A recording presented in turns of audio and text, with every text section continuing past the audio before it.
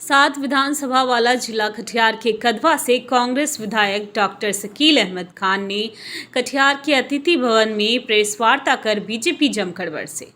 आज की प्रेस वार्ता बदली हुई परिस्थिति में जो सरकार बनी है और सरकार की जो चुनौतियां हैं उसमें सरकार की जिम्मेदारी, उनकी चुनौती, अलायंस पार्टनर्स की जिम्मेदारी और चुनौती और बिहार के सम्मान की, बिहार की जनता के सुख समृद्धि को हम बढ़िया से सुचारू रूप से चला पाएँ।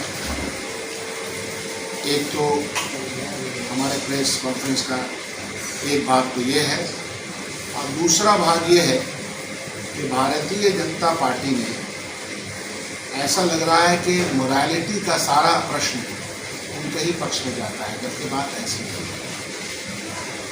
दिक्कत ये होती है कि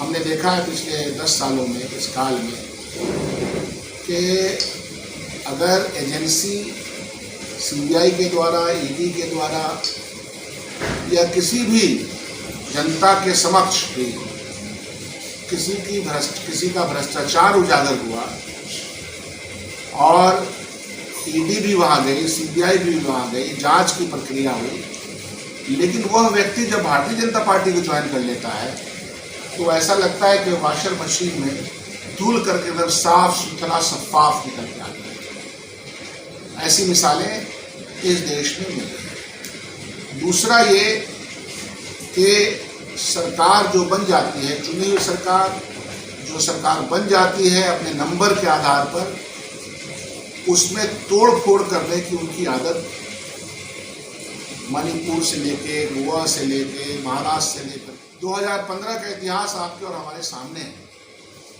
और इस इतिहास में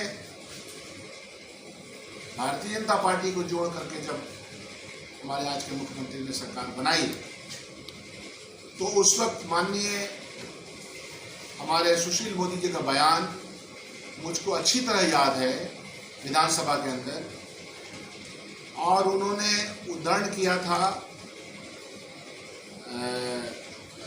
एक बहुत ही विचारक का कि जिंदा कौमें जो है इंतजार नहीं करती।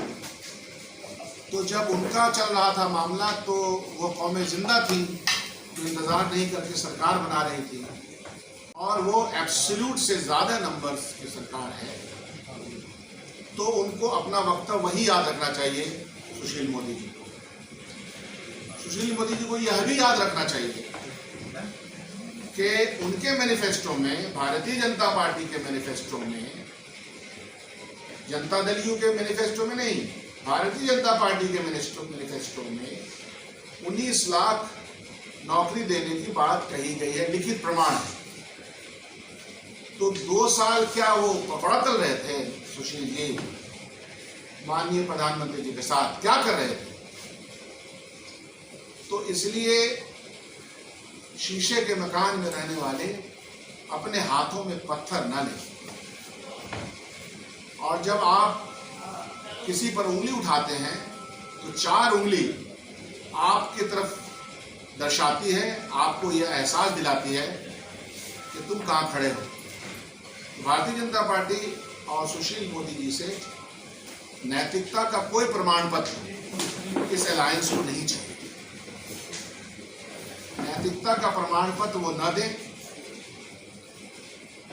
और हर मामले में मर्डरर, बलात्कारियों को, सजा याफ्ता बलात्कारियों, मर्डरर को अगर वो छूट जाता है कोर्ट से तो उसको माला पहनाने का काम कोई नहीं करता, उनके मंत्री करते हैं। उसका एग्जाम्पल आपको झारखंड में मिलेगा, उसका एग्जाम्पल बिल्किस बानो के केस में गुजरात में मिलेगा और अन्य जगहों पर, और उनके मंत्री के बेटे उत्तर प्रदेश टेनी वो आपके सामने ही है।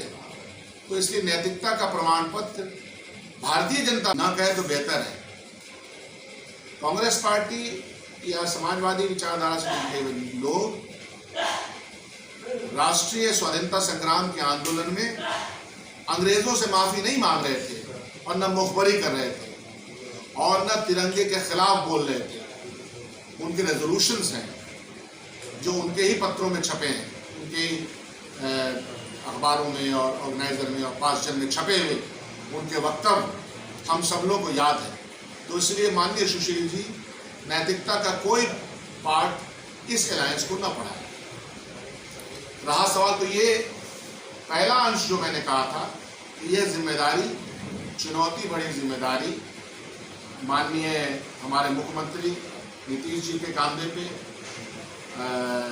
उप मुख्यमंत्री तेजस्वी यादव के कंधे पे और पूरे काउंसिल ऑफ मिनिस्टर्स, तमाम समर्थक के एमएलए, तमाम अलायंस पार्टनर्स के ऊपर है कि हम उन चुनौतियों का और उन जिम्मेदारियों का सामना एकदम सीना ठोक के करेंगे।